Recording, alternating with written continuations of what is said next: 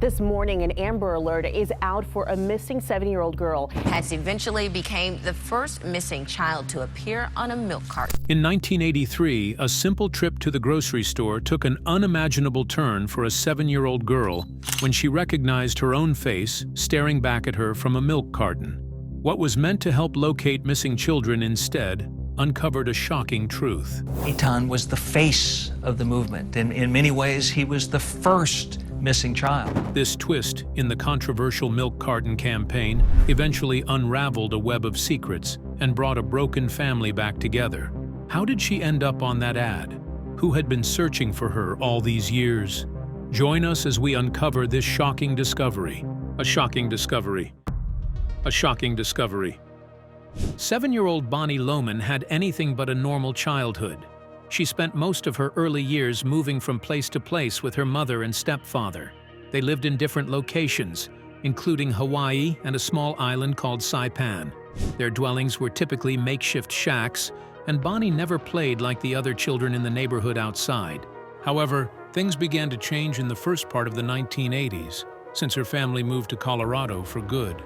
Compared to her earlier years, life became a little more stable, and she was allowed a bit more freedom. Yet, all this changed into a habit of normality. Bonnie didn't know that a trivial excursion to the supermarket would irrevocably alter her destiny. One day, in the course of their regular schedule, Bonnie accompanied her stepfather for grocery shopping. She walked through the aisles while he shopped, her curious eyes wandering the shelves. However, when they got to the dairy aisle, it caught her there. In the aisles of the cold chiller, one in particular rows of milk cartons seemed to call her attention. And there, on the side of a carton, was the image of a young girl's face turned towards her. At first, she didn't think much of it. However, when she peered closer, she was stunned to see that it was her own face. Bonnie didn't know how to read, so she couldn't understand the bold words written above her picture, "Missing Child." Instead of feeling scared or confused, she felt excited. In her young eye, it felt like she was a star, a magazine cover photo kind of thing. She turned to her stepfather and asked excitedly if they could get the carton of milk. In a decision that would later prove to be his mistake, her stepfather agreed. He purchased the milk, but conditioned Bonnie that there was to be no discussion about the picture with anybody. He even assisted her in cutting out the photo from the box so as to keep the photo. Bonnie later described how she kept on looking at the little piece of paper, without knowing what it meant. She safeguarded it neatly in her toy chest, treating it as a prized item. However, as most people also know, little children are hardly good at concealing secrets. Bonnie tried her best, but when, one day, she made a small error, it changed everything. During a playdate at a neighbor's house, she accidentally left the cutout photo in a bag of toys. Not long after that change, an adult discovered it, and this led to a cascade of events that would alter the course of Bonnie's life forever. But what happens when an innocent discovery turns into a revelation that shatters everything you've ever known? A case of fate. One ordinary day, Bonnie Loman's life changed in a way she never saw coming. It all started when a neighbor came across a photograph that had been left behind in Bonnie's bag of toys. What they saw on the page immediately caught their interest, and they knew they had to react. Without hesitation, they contacted the authorities. Soon, police officers went to Bonnie's home in Colorado and apprehended her stepfather for kidnapping. In just a matter of moments, Bonnie's entire world turned upside down. Everything she had ever known, her home, her family, and the life she had grown up with, was revealed to be a lie. However, at that early age, she was unable to comprehend the consequence of what was going on. Bonnie's story started long ago when she was 3. At the time, her parents were caught in a bitter custody battle, and one day, her mother and stepfather made a drastic decision. They removed Bonnie from her biological father's care and transported her to an extremely remote location, far away from everything familiar. From that point on, she lived an isolated life, first in Hawaii and then in Saipan, completely unaware that she had been taken against the law. She had no idea that her real father had been searching for her all along. Since the authorities regarded Bonnie's case as a non-custodial kidnapping, they first treated it as a family affair instead of a felony. In their eyes, It was just a dispute between parents, and for that reason, little effort was made to locate her. Bonnie's father, however, refused to give up. Craving a way to get his daughter back, he stumbled onto the Missing Kids Milk Carton Challenge. Although many of the children on these cartons had been abducted by non-consenting strangers, Bonnie was not. Still, her father believed it was worth a try. He managed to have her picture reproduced and placed on display, hoping that somewhere, somehow, she'd be seen by someone and come forward herself. What happened next was nothing short of incredible. Actually, the person who recognized Bonnie's picture was, surprisingly, Bonnie. She saw by chance the milk carton featuring her picture already on sale in a grocery shop.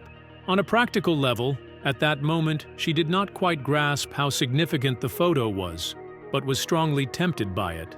She even went as far as to ask her stepfather to take the carton, and he gave her her way, cutting out the picture and taking it home.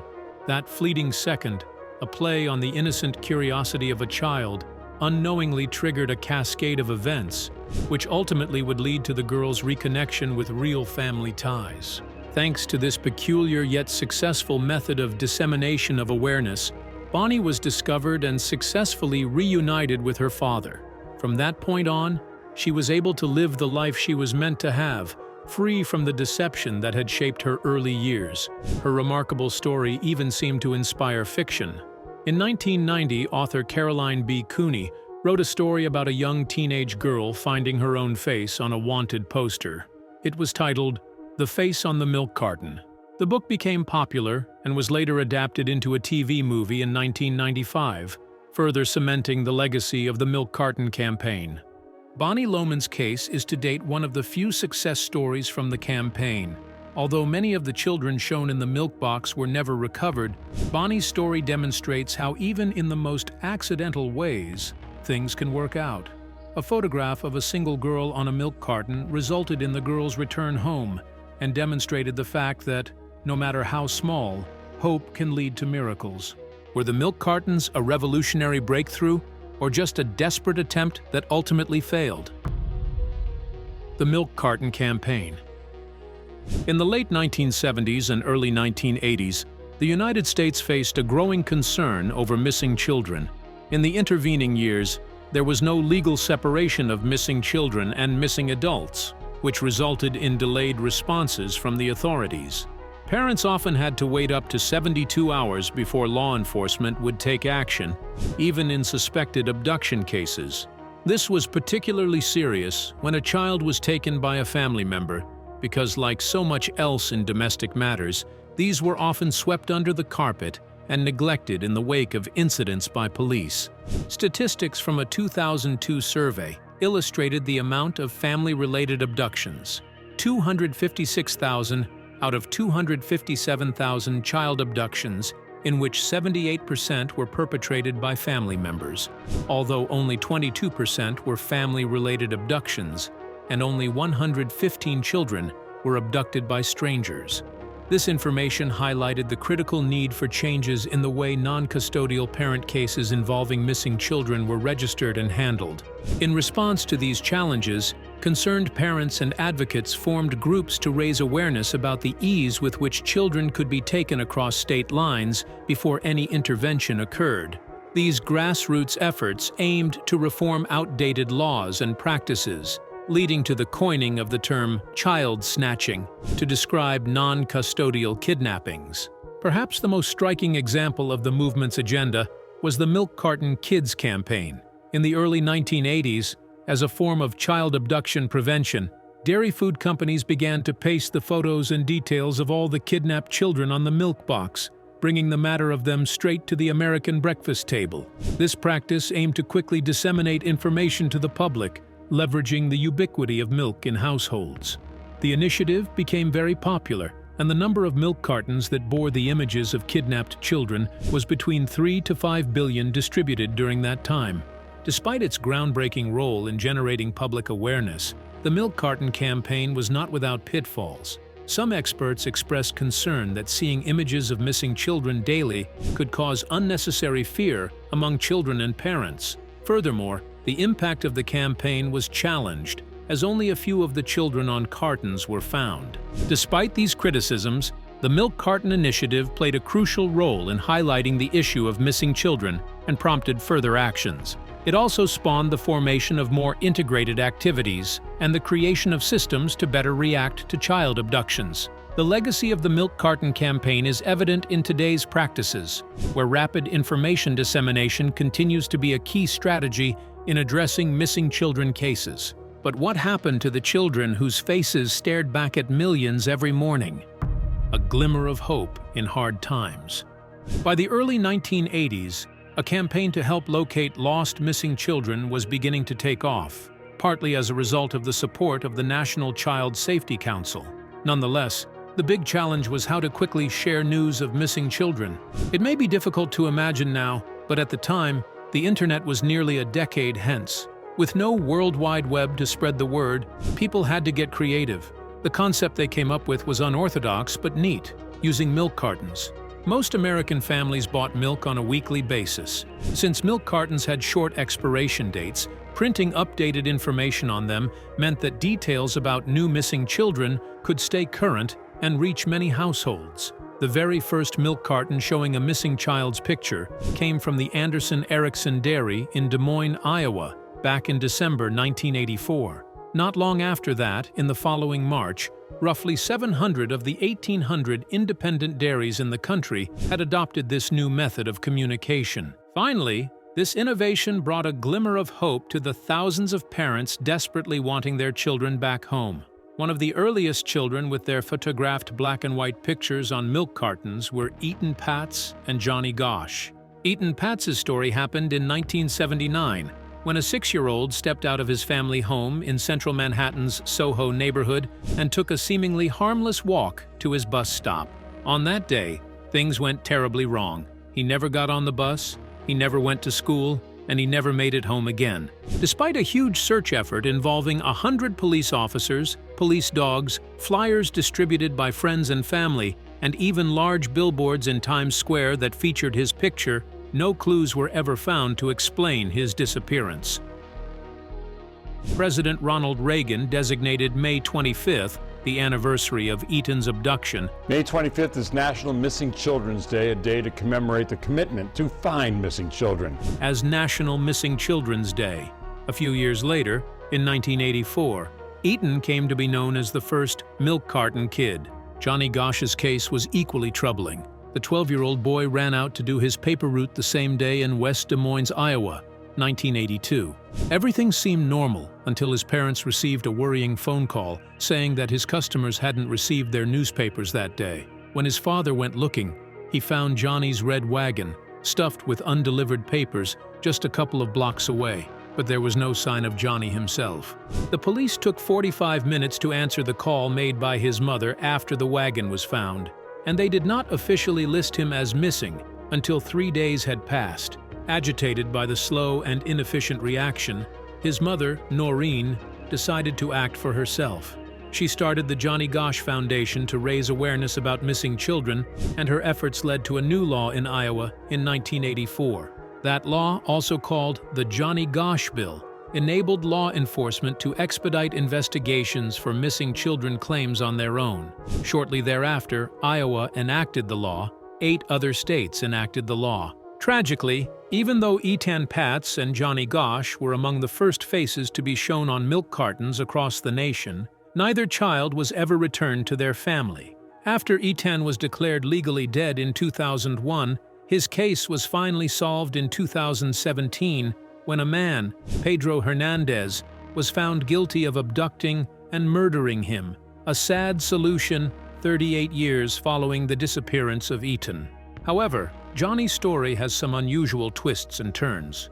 At one point, his mother claimed that Johnny had appeared on her doorstep in 1997, but ultimately he was never found again, and no arrests have ever been made in connection with his disappearance. Sadly, the outcome for most of the missing children whose pictures were featured on milk cartons was not so fortunate. Even though no official records were kept to measure the campaign's success, it is thought that out of about 200 children who appeared on milk cartons, only 2 were ever found and returned safely. Including one of those nearly impossible happy endings was a little girl from Colorado named Bonnie Loman, who was indeed very, very lucky. As more faces appeared on milk cartons, a troubling question emerged. Was this campaign truly bringing children home, or was it only fueling fear without real results? The rise and fall of the Missing Kids Milk Carton Campaign. The Missing Kids Milk Carton Campaign was a way to return missing children back to their homes. But this effort fell short of its goal.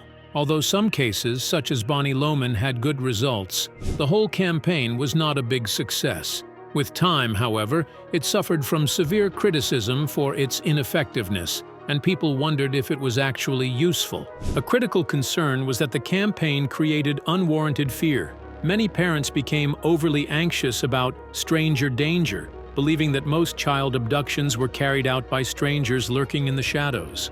However, data told a different story. In 2002, a group of researchers analyzed more than 800,000 missing person cases and discovered a considerable proportion to have been family-related kidnappings. About 1 in 4 of these cases involved a family member taking the child, often in the middle of custody disputes. Many of the reported cases were simply kids who had run away from home. Only 7% of abducted children were taken by persons who were not family members, and only 115 were a stereotypical kidnap. As defined by the law, this term was used to describe kidnappings in which children were abducted by a stranger or by persons with only a limited acquaintance with them, were kept overnight, were transported over a significant distance, were sequestered for the purposes of extortion, or sadly, were murdered. Race remained a key problem as racial discrimination within the campaign continued to be a significant issue. Critics also noted that the majority of the children depicted on the milk cartons were white, when statistical data indicated that black children were more at risk for non-family abductions. In fact, black children, who made up only 15% of the child population in the U.S., accounted for 42% of non-family kidnappings. The absence of diversity in the campaign generated doubts as to whether all missing children were actually being given the same level of attention. Streaming comedy. Even comedian Eddie Griffin joked about this matter in one of his stand-up routines, mentioning how media coverage of missing white kids surpassed coverage of missing black kids. Aside from these social concerns, legal challenges also made it difficult for the campaign to be as effective as it could have been. But in addition, many parents and teachers believed that the campaign also had undesirable, unintended consequences for children. Seeing images of missing kids on their milk cartons every morning made some children anxious or fearful. Instead of starting their day with a sense of security, they were constantly reminded that they, too, could go missing. With the increase of technology, the campaign also gradually withdrew from the spotlight. The introduction of the Amber Alert system in the late 1990s made it possible to send immediate alerts about missing children via mobile phones, radio, television, and highway signs. This real-time system was much better than using milk containers that would take days to get around. By the time a child's face appeared on a carton, they could have already been taken far away from where they were last seen. One of the last known instances of a missing child's face appearing on a milk carton happened in 2000, when Molly Bish disappeared from her lifeguarding job. Her parents dedicated themselves to promoting missing children awareness, hoping that the campaign could lead to recovering her daughter. Sadly, 3 years later, Molly's remains were found just 5 miles from where she had vanished.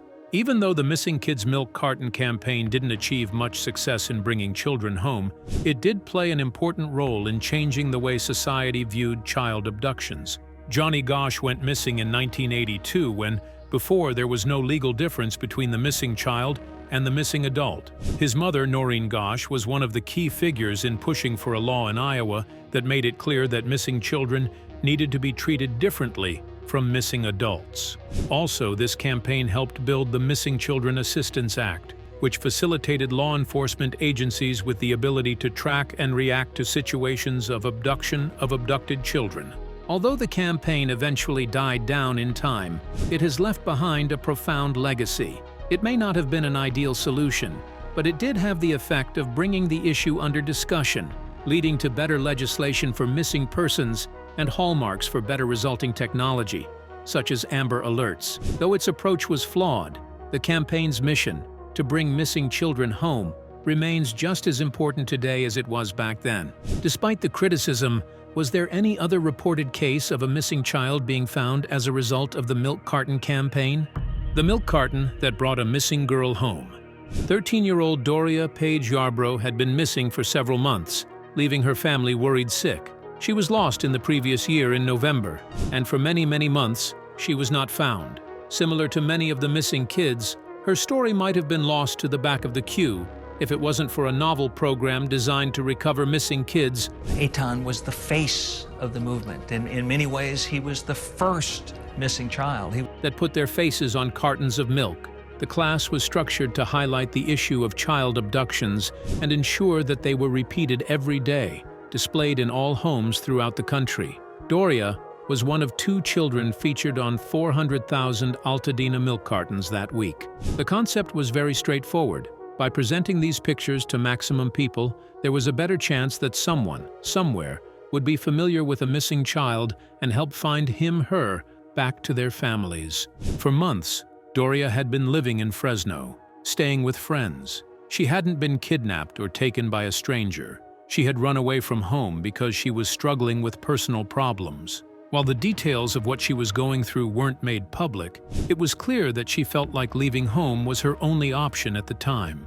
Unfortunately, like many runaway children, she didn't realize how dangerous the world could be and how much her family was worried about her. The instant that they saw her face on the television news, or personal effects or clothing, life changed for the people accompanying her. The TV report was about the newly implemented milk carton program, and as soon as they saw Doria, they knew they had to intervene. They talked to her and convinced her that she needed to go back home.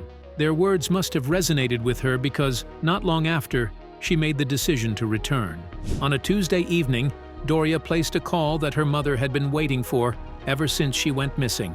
She told her she was coming back and arranged to meet her at a bus stop in Lancaster. It was a moment of relief for her family, who had spent months wondering if they would ever see her again. Her mother could not wait. She ran to the bus shelter and scooped up her daughter to finally take her back home. While Doria's story had a happy ending, the same could not yet be said for the other child featured on the milk cartons alongside her. 7-year-old Monica Judith Bonilla had been missing since September 1982, after disappearing from her home in Burbank. Do you think the milk carton campaign did more bad than good? Do you think the idea should be brought back? Share your thoughts with us in the comments section. Remember to like, share, and subscribe for more. Also, click the next video showing on your screen. You will enjoy it. Betzo Milk actually has a 18-wheeler delivered every day to supply multiple